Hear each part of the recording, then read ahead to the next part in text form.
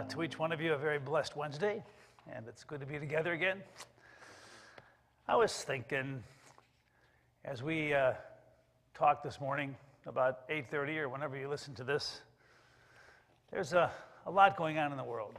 You know, a lot of extremes. On the one hand, we have the majesty of the Queen's week of mourning, her lying in state for 3 or 4 days, and the funeral, I guess, is going to be on Monday. And boy, a lot of pageantry and majesty and respect.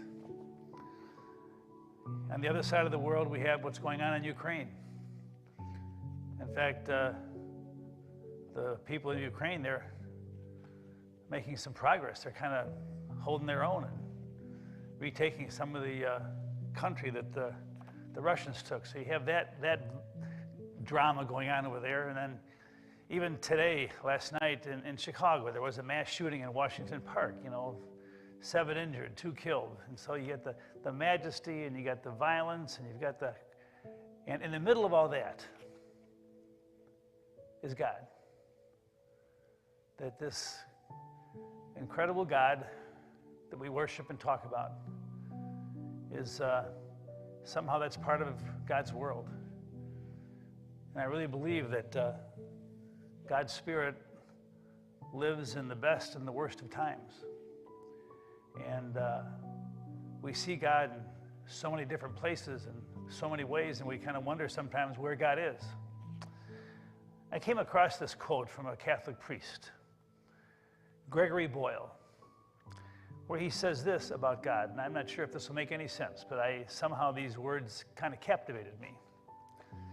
He says, "Nothing is more consequential in our lives than the notion of God that we hold." Not God, but the notion of God. And our idea of God will always call the shots. I've been thinking about the last 2.5 years, and we've talked a lot about God, because the last 2.5 years have been a journey that we've never been on before. And we talk about God, and we worship God, and we pray to God.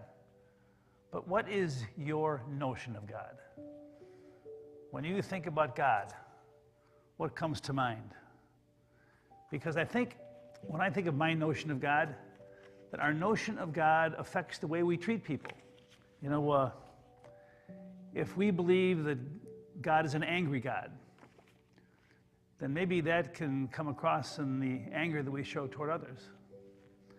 I know some people think God is a judgmental God. And if that's our focus with God, it may mean that we're kind of very quick to judge others. And then there are some people, maybe even myself sometimes, we think that God is the one who controls things, but God doesn't. And if we believe that God controls things, then maybe we try to control things, and that doesn't always work out. And so our notion of God, the way we feel about God, the way we talk about God, can really affect the way we treat others. And over the past 2.5 years, with the pandemic and closing the church and opening the church and seeing how things are different, I think my notion of God has changed in many ways. Because to me, the one word that I think captures the way I feel about God more than ever is that God is a God of grace. That God graces our journey. God graces us with the gift of life.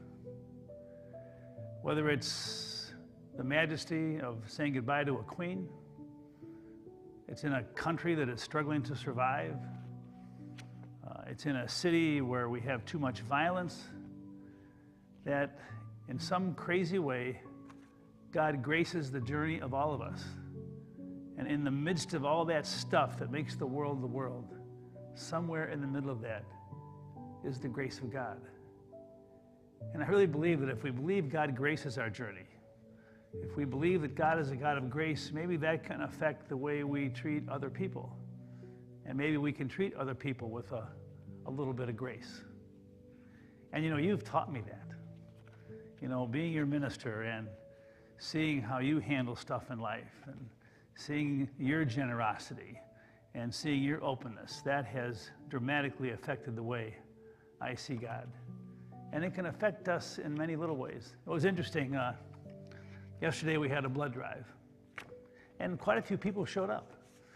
And there were 3 people from the blood center that came here to do the drive. And when they came through the door, it was kind of at the end of the day. It was like 3 o'clock.